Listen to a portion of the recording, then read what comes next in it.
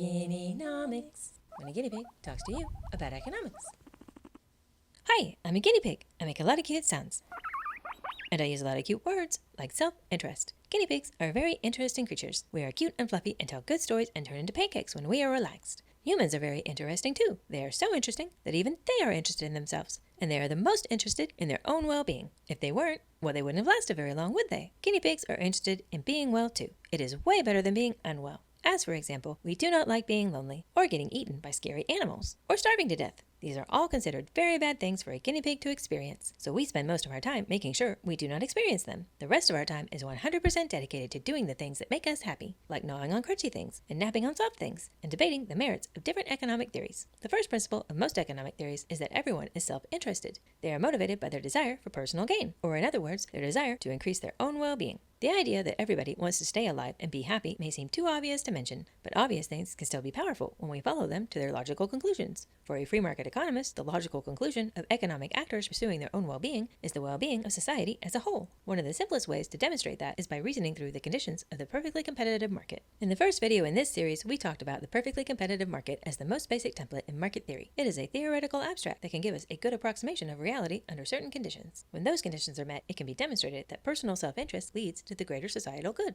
Under the conditions of the perfectly competitive market, allowing people to pursue their own well-being to the exclusion of anything else results in the most well-being there can ever be, for everybody. This can lead to people saying things like, greed is good, or thinking that being selfish is okay. But that is not what an economist means by self-interest. Selfishness and greed are psychological constructs. They have no meaning in an economic sense. Promoting the idea that selfishness and greed are good for society is not a part of any economic theory. It may be a part of an ideological one, but an economist dedicated to using a scientific perspective has no opinion about what it means to be selfish or greedy. What is part of a scientific perspective on economics is the assumption that people will always pursue their own self-interest. We have a lot of observational support for that. And when you think about it, what else would they be pursuing? Some people will argue that there is also observational support for the idea that people behave in unselfish ways, like being generous or self-sacrificing. But just like selfishness, unselfishness is a psychological construct. What we commonly call unselfish can easily be understood as self-interest in disguise. Our friends in psychology could explain to us why helping other people often makes us feel good. As economists, we're not going to worry about why that is true. We're just going to accept that it is, because of how so many people report that they do in fact feel good when they help other people. And if we accept that feeling good is a part of our own well-being, it is easy to see that helping people at our own personal expense can result in a net increase to our own personal well-being.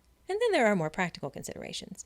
Humans, like guinea pigs, are social animals. That means they depend on each other at different points in their lives. At the very least, all humans benefit from the care they receive as infants. In a technological society, they also benefit from the thousands of inputs from other humans that make a modern society possible. Therefore, it is perfectly reasonable to say that making sacrifices to help people in need is not just about the warm and fuzzy feelings we get from it, it is also about sustaining a society that creates many personal benefits for the people in it.